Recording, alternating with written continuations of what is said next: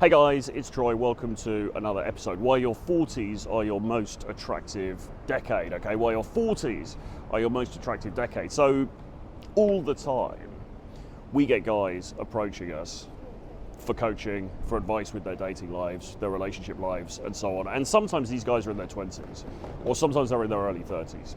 And they will say things like, Troy, I'm nearly 31, man. It's all over. What am I going to do? Should I marry this woman? Should I sign off the rest of my life to this woman who I don't really like, but I'm with out of convenience? Or you'll get guys who are in their 20s, or some guys like 25, 26. He's like, yeah, man, I mean, I'm 25 and nothing's really happened for me on the dating front. And yeah, bro, I guess it's all over for me, right? Or, a few years I'm going to be 30. God forbid, I'm going to be 30 in a few years. What am I going to do then? Completely screwed, or not, as the case may be. It's nonsense, okay? It's absolute nonsense. Actually, the real peak for men now is in their 40s, okay? And I'm going to explain why in this video, and I'm no doubt going to get some misguided hate for this because people aren't going to believe it, but it's actually true. And the reason is, for a start,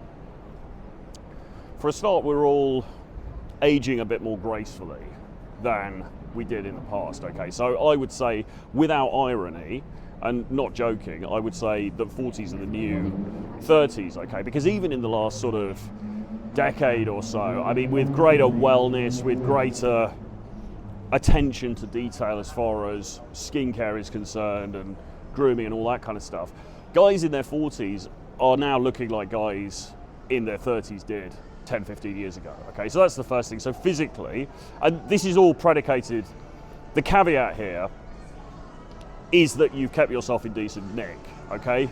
As we say in the UK, or decent shape, and that you've looked after yourself, all right? That's the one caveat here. I'm not suggesting that if you're 45 and you look like crap, then it's going to be plain sailing for you, because it isn't. You obviously need to look after the physical side of things. You need to look after your health. You need to look after your wealth.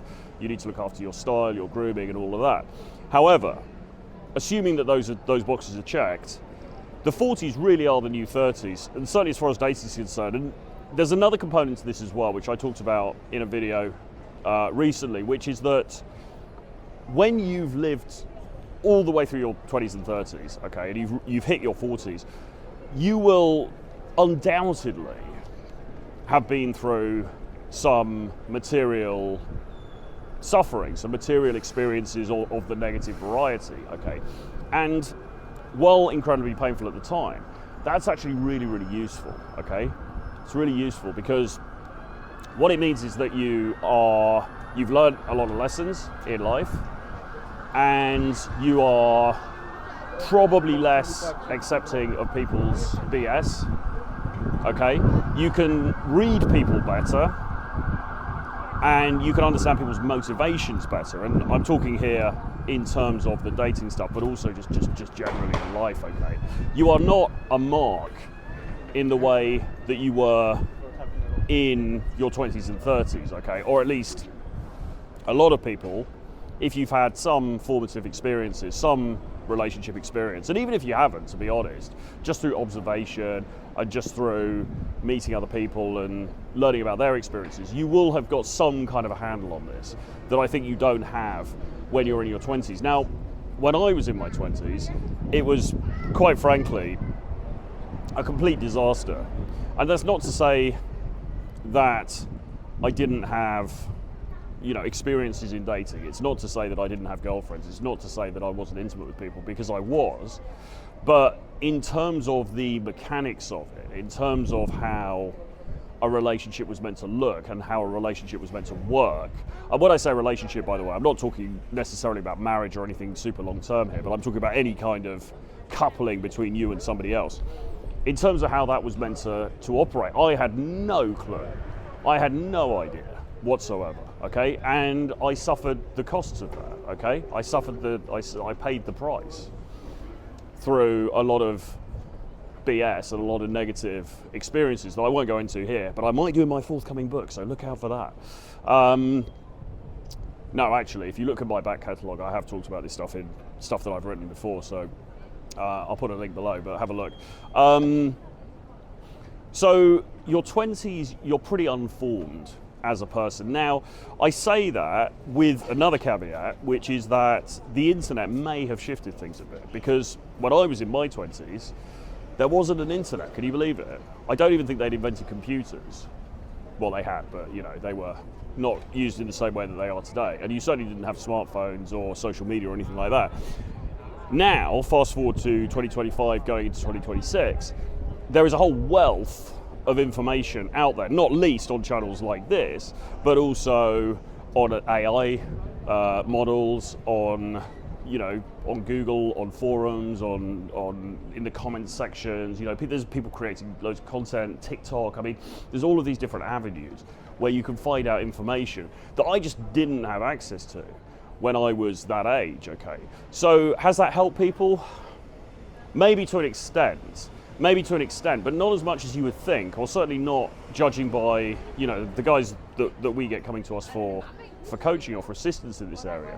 Despite the fact that there's a wealth of information out there, they still need help, and that's fine. There's no shade on them. That we all need help from time to time, and that's what we're here to do. And I think, if anything, it underlines the fact that even in a world increasingly run by AI, the human touch can't really be done without, particularly in this area, and also other types of coaching and personal support as well. So there is certainly more information around about how the relationship process works and gender dynamics and stuff than there was when I was that age. But people don't always take it on board, or they don't filter it very well, or they maybe are conscious of it, but they don't know how to incorporate it into their lives and so on.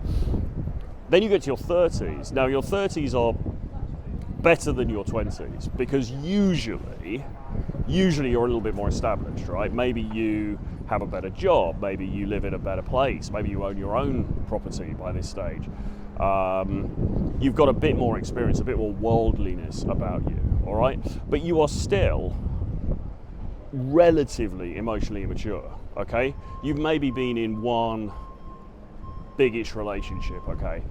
Often people will have a relationship in their 20s that kind of ends as they get towards the end of their 20s, and then they're like, all right, I need to rethink things now. I need to go and find myself, go to India for a bit, find themselves, whatever, come back, reassemble. And then it's like, right, it's my 30s, I've got to get serious now. But whether they get serious with the right person, of course, is another matter. And maybe you end up getting married. I mean, I'm just speculating. There's a whole range of different outcomes that people would have. But often you're still not quite fully formed emotionally. Often you are still too quick to attach to people that you shouldn't really attach to, okay? Get into relationships with people who just aren't quite right for you, okay? And you do that partly from a place of not understanding the dynamics fully, and partly from a place of scarcity, quite frankly. Okay, so your 30s are still problematic.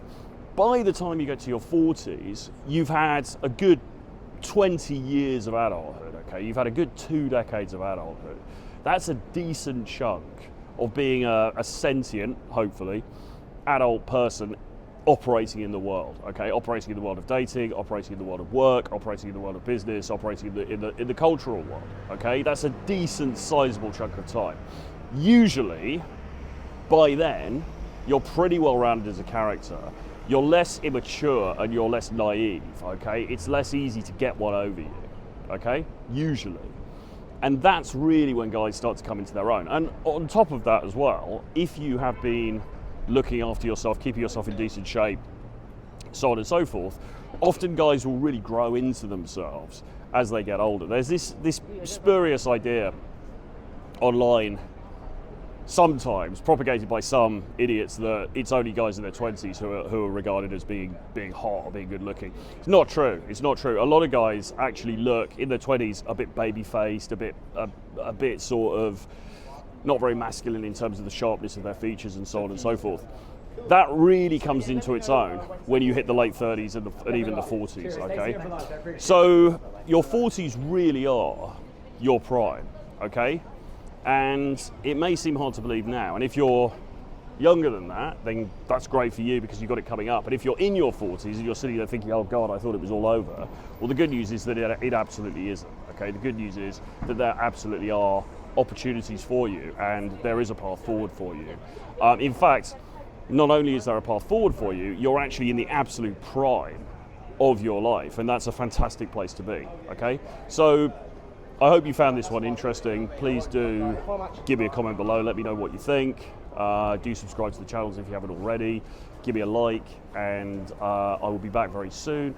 In the meantime, if you're interested in coaching or working with me, drop me an email, troy@realtroyfrancis.com, and I'll see you guys again very soon. Bye-bye.